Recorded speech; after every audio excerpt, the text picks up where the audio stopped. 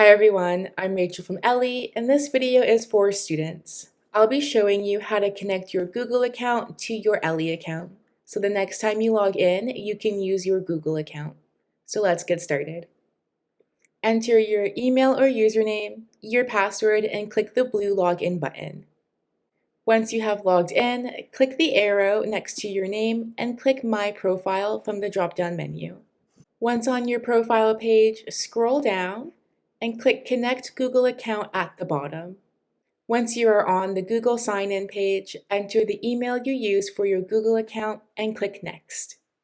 Once you agree to the terms of using a Google account on Ellii, you'll then see that your Google account is successfully connected at the top.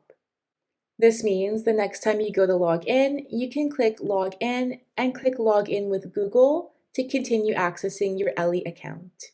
Please just ensure you are already logged into your Google account before clicking this button.